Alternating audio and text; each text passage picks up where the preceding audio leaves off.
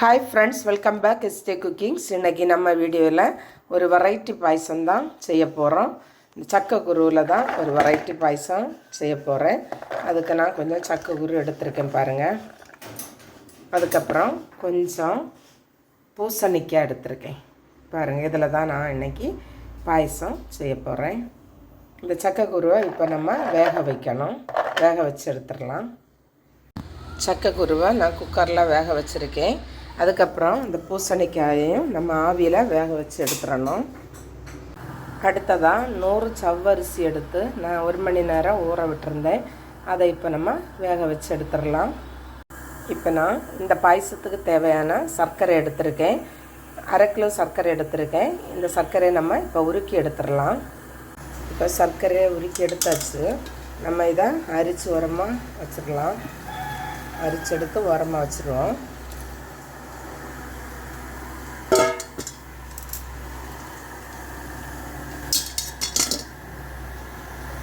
ஜவ்வரிசியும் வேக வச்சு எடுத்துட்டோம். அதுவும் உரமாக வச்சிடலாம். இப்போ பாருங்கள், பூசணிக்காயை நான் வேக வச்சு எடுத்துட்டேன்.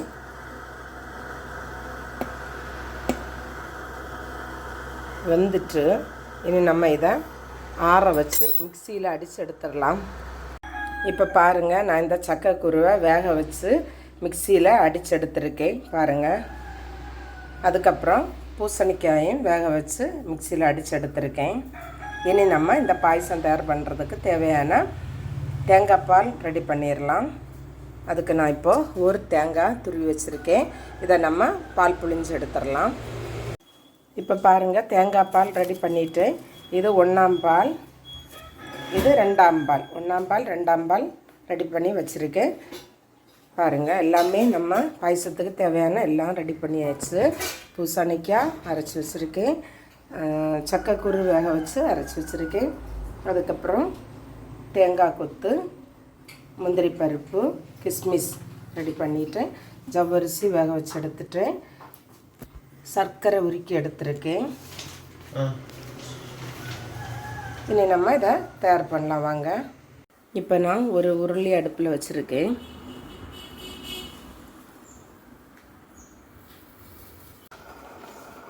உருளி காய்ச்சதும் அதில் கொஞ்சம் நெய் விட்டுக்கலாம்.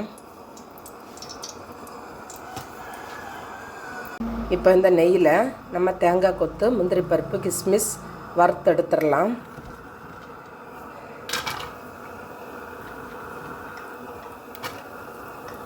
வறுத்து எடுத்தாச்சு பாருங்க. அதுக்கப்புறம் அதே நெய்யில் நம்ம இந்த சக்கைக்குருவையும் பூசணிக்காயும் போட்டுடலாம்.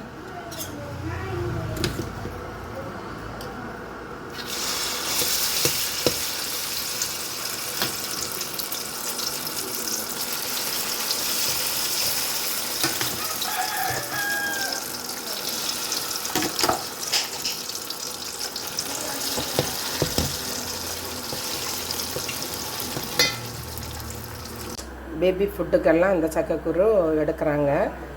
நீங்கள் இந்த சக்கைக்குரு கிடச்சின்னா அதை வேஸ்ட்டு பண்ணாதீங்க.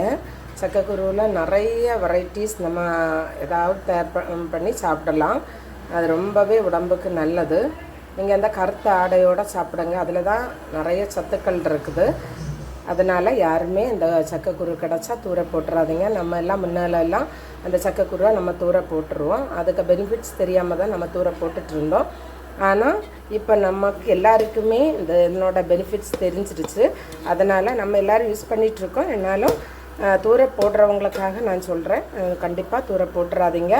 அதை வேக வச்சு சாப்பிடலாம். உப்பு சேர்த்து வச்சு அப்படி தொட்டு சாப்பிட்றலாம். அது ரொம்ப டேஸ்ட்டாக இருக்கும். அதுக்கப்புறம் சக்கைக்குரு கறி வச்சு சாப்பிடலாம். சக்கைக்குரு மெழுக்கு வரட்டி சாப்பிடலாம். தோரஞ்சு வச்சு சாப்பிடலாம். நிறைய வெரைட்டிஸ் இந்த சக்கைக்குருவில் பண்ணலாம். அதே மாதிரி நீங்களும் செய்து சாப்பிடுங்க. உடம்புக்கு ரொம்பவே ஹெல்த்தாக இருக்கும். கேட்டிங்களா ஃப்ரெண்ட்ஸ்?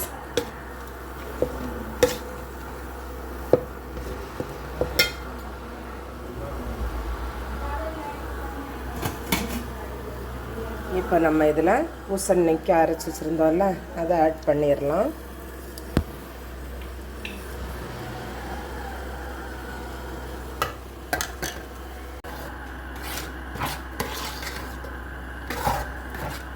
பாருங்கள் ஃப்ரெண்ட்ஸ், இந்த சக்கைக்குரு அரைச்சதும் அதுக்கப்புறம் பூசணிக்காய் நம்ம அரைச்சி வச்சுருந்தோம்ல அதை ஆட் பண்ணியிருக்கோம். அதை நம்ம இப்போது ரெண்டையும் சேர்த்து நல்லா மிக்ஸ் பண்ணி நெய்யில் அது வறண்டு வரட்டும்.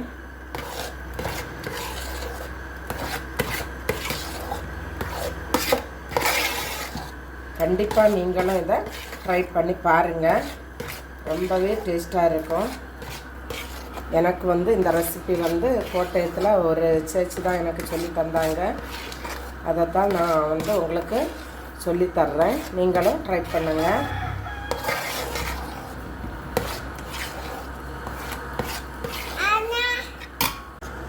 இப்போ நம்ம இதுக்கு கூட நம்ம சவ்வரிசி வேக வச்சு எடுத்துருந்தோம்ல அதை போட்டுடலாம். போட்டு மிக்ஸ் பண்ணிடலாம்.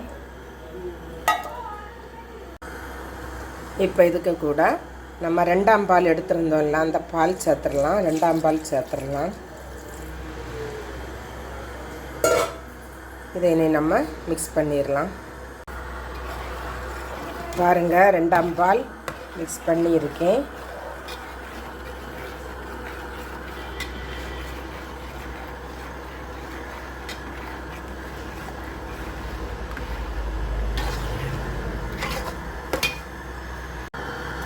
இப்போ நம்ம இதில் உருக்கி வச்சுருக்க சர்க்கரை சேர்த்துடலாம்.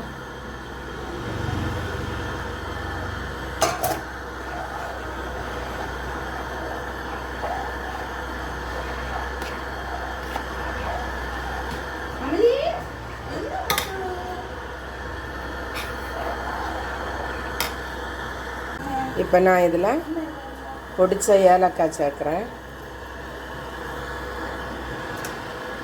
நம்ம மிக்ஸ் பண்ணிடலாம்.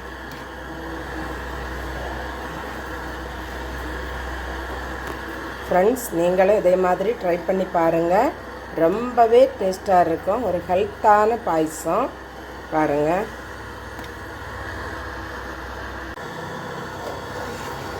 ஃப்ரெண்ட்ஸ், உண்மையிலே ரொம்ப டேஸ்ட்டாக இருக்குது.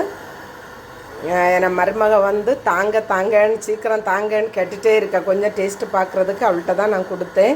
இப்போ ரொம்ப டேஸ்ட்டாக இருக்குதுன்னு சொன்னால், ஃப்ரெண்ட்ஸ் நீங்கள் இதே மாதிரி ட்ரை பண்ணி இருக்கீங்களா, இந்த சக்கைக்குரு பாயசம் சாப்பிட்ருக்கீங்களான்னு சொல்லிவிட்டு கமெண்டில் சொல்லுங்கள்.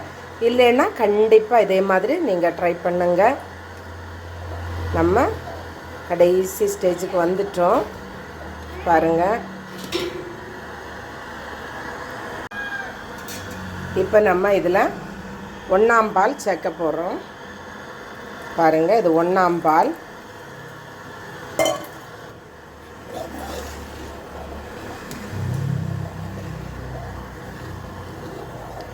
இனி இதில் கடைசியாக நம்ம வறுத்து வச்சுருந்தோம்ல தேங்காய் கொத்து, முந்திரி பழம், கிஸ்மிஸ்,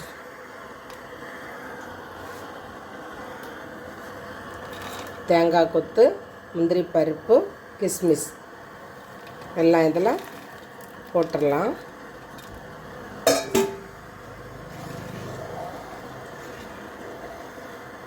ஃப்ரெண்ட்ஸ், வெரைட்டி பாயசம் ரெடி ஆயிட்டு.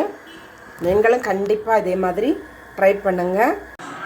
பாருங்கள் ஃப்ரெண்ட்ஸ், இப்போ நான் ஒரு பாத்திரத்தில் சர்வ் பண்ணுறதுக்காக பாயசம் எடுத்திருக்கேன். இப்போ நான் கொஞ்சமாக பேர்த்தம்பழம் எடுத்திருக்கேன். இந்த பேர்த்தம்பழத்தை நம்ம கட் பண்ணி வச்சுருக்கேன் பாருங்கள்.